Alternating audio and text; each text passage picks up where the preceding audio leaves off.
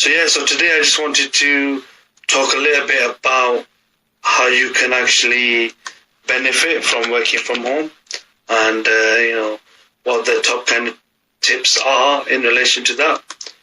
So I'm just going to go into that. I'll just share this live stream into my group, Entrepreneur Empire, by the way. So if you're on Facebook, make sure you join my free Facebook group, Top Tips, Trips, Marketing, digital, business, online, all the related elements. So if you want more knowledge around that, you want to make money online, make sure you join Entrepreneur Empire on Facebook. So yes, obviously right now we're living in the COVID-19 coronavirus pandemic type of world, and so much has happened over the last few months, and a lot of people have been furloughed, they're working from home, all sorts of different type of things related to that. So they've had to kind of like develop new ways, new methods, new methodologies, companies, businesses. So because people weren't able to travel, I think now in some parts of the world things have eased up, so people are traveling maybe on trains or whatever, public transport, and they're wearing masks across their faces and whatnot in some instances. And in other instances, people are still working from home. And I was speaking to a civil servant yesterday, and he was talking about a potential second wave of this pandemic, and he said he was working from home for a while, and he was getting a bit pissed off, really, because probably he's working at home, getting bored, whatnot, because people want to get out and about, meet colleagues, meet friends, feel a bit of wind and rain on their face even, and, get in there in the office environment and space. So, yeah, I can understand, people are frustrated, there are issues around mental health and illness. I know I was reading something around about a young person who actually committed suicide because they couldn't, access their education or get the grades or whatever it was in terms of what they were doing, and they felt that they had to take their life. So, mental health issues are prevalent right now, so they are affecting people. This is where you've got to develop the resilient mindset to be able to kind of like deal with these type of issues, if they are affecting you.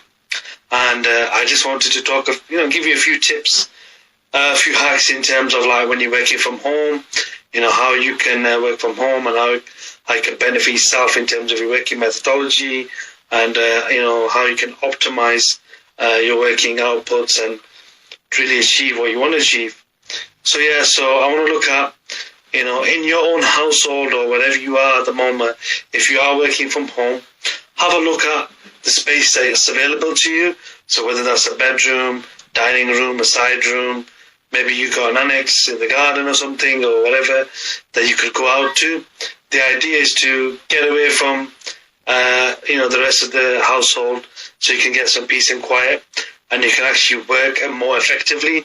So find a working space or create a working space somewhere within the household where you can actually get down and then basically grind it out, start grafting there, without getting too much kind of like disruption from your, siblings or family members or whatever it might be. So, space is is a big issue as well. And then finding the context and the availability, I understand, but if you can, I would definitely recommend, you do that. Also, have a look at focusing on your goals. So how you can do that is, for example, just go on your notification settings on your phone, turn off all the Facebook alerts, WhatsApp, whatever it might be, email, whatever's not important, turn it off, and you can have like a period of several hours where you can actually sit down, put your head down, and get some work done. And then as a reward, maybe like after an hour or two, you can spend 10 minutes, going back on Facebook or looking at your messages on WhatsApp or emails or whatever it might be. So you set up a little working routine and pattern so you can fully optimize your actual delivery and get the work done. Because, it happens to me sometimes, a lot of the time, you sat down and you think you're actually doing work, but you're not, because you're just, going around in circles, and then you're not actually getting done what you're expecting to, or what you envisaged. And it feels like you're doing work, but you're not moving that meter. You want to focus on what's actually going to get you the revenue in. That is the key focus. What's going to make you the money, the wallet, the paper, yeah? Not just a menial task. If you've got a task that you can outsource for $10 or $20 an hour, you could pay somebody to do it. For example, writing a blog post, doing a bit of research, that type of stuff. Outsource it, get a VA to do it, or PA, or whatever you've got. If you're working with anybody, intern, whatever it might be, get help, get support, and get your staff members to do that for you. Whilst you should be working on what's going to move the needle. So, for example, right now I've outsourced a project to my kind of like VA around working on different elements like blog posts and doing a lead magnet and whatnot. Because I could have done that myself, but it's going to take a lot of time. So I'd rather work on different elements where are going to get me 5 figures, 6 figures, or closer to those type of turnovers, 4 figures in terms of revenue, rather than working on these type of things, because that is like basic bog standard work that others can actually do themselves. So that's what I would say in terms of delegating and getting work out there, so you can focus on the big stuff, what's actually going to get you the big boy revenue. Yeah, the game changer. Right, okay, and then create a routine. So how to create a routine? So for example, you wake up in the morning. I wake up every day normally around about 4:15, 4:30 in the morning. You can wake up similar times. You can do meditating. You could do affirmations. Set your goals. Whatever you want to do. Whatever's you feel your bit of yoga, whatever it is. If you pray, whatever you do, fair enough. You can start off with that. Then maybe you can relax a bit. You can spend half an hour reading. So read some sort of literature in your field. So if you're in the marketing field or whatever, if you're in sales, find some sort of text literature that can improve and enhance your knowledge. So read literature, and then get out there, do a bit of jogging, go on the street every morning. I'm out power walking, jogging, sprinting, mix my training up, interval training, try and get fit, because I'm on a journey actually. So this is, I provide coaching services for mindset and also accountability. Here I am now, right now, putting it out into the public in terms of my accountability. That I've started a program for myself. I've got a goal of losing 5 to 7 stones, which is on the top end, that's nearly 100 pounds in the next kind of like 6 months. So I've changed my diet, I'm training, I'm building up my fitness, my stamina, getting those dopamine hits in, and I'm looking at, a food prep, eating protein, salads, healthy type of food as much as possible, and try and, get the weight loss going and reach my goals.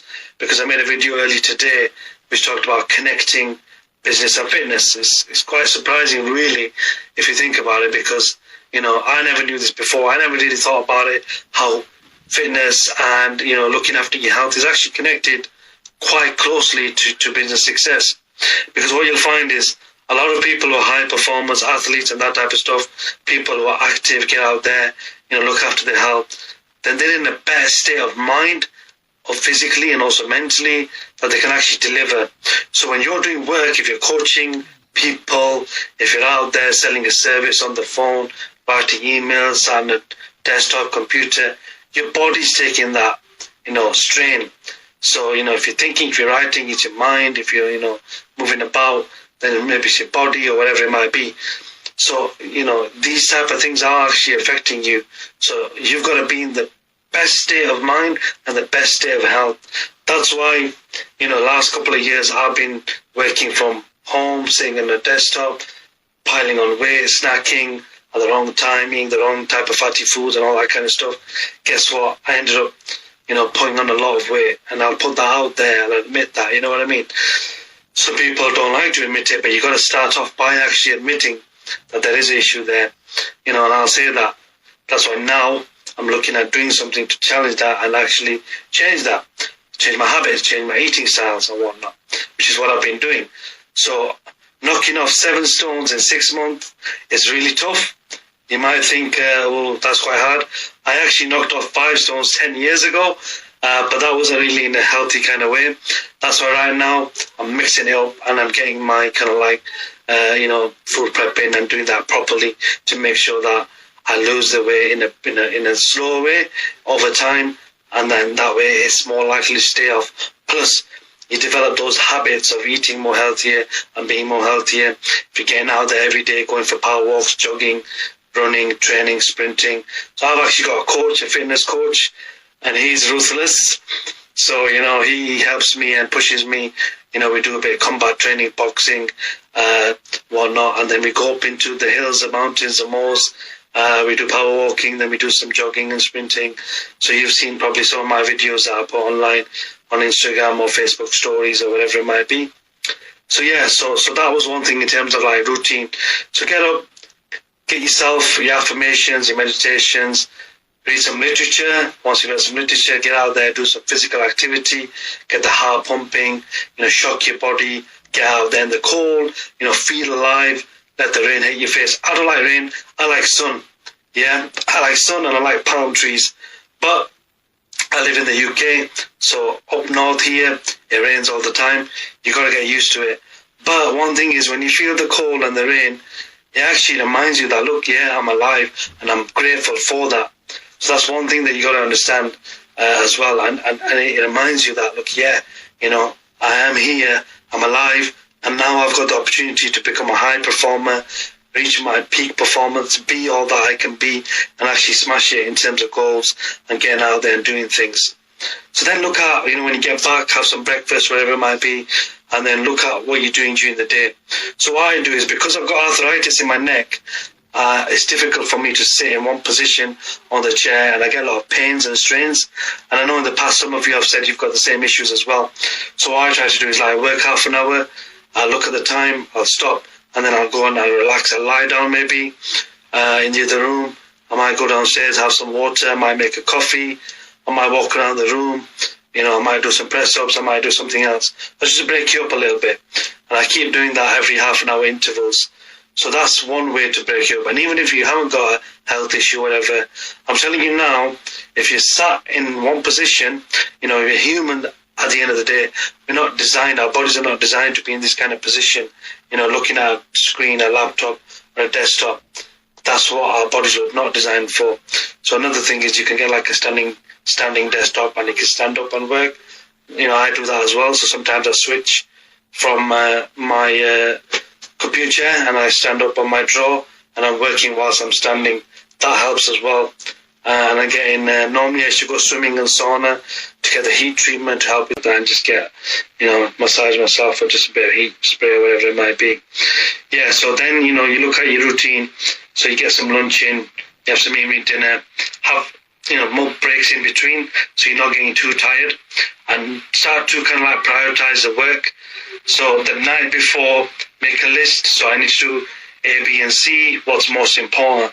So for example, if there's a task which is a menial administration task, you put that at the back of the pecking order. If I've got a task, the £10,000 project, or it's going to make me potentially £10,000, or if it's like I'm doing a proposal for a consultancy bid, which is 50,000, 20,000, 25 grand.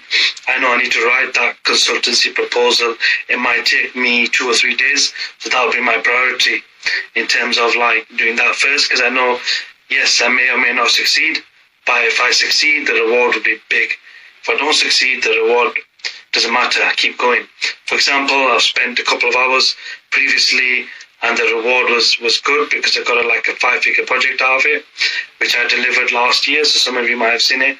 It was a research project and a physical project, ethnographic research, using qualitative methodologies, such as walking interviews, focus groups, working with elderly people, and writing a research paper and whatnot. So that was a big reward. It only took me a couple of hours to write that proposal, but the reward was big. So this is what you got to think about in terms of your routine. Yeah, so now looking at, like I mentioned, the fourth tip I can give you, that was the third tip. The fourth tip I'll give you is looking at scheduling breaks, which I mentioned a bit about before, having time to relax, recover, ease up a little bit, maybe listen to some soft mellow music in between your working hours, so just to break you up a little bit. And then also, the fifth tip I can give you working from home is start to make use of online platforms and online meeting platforms.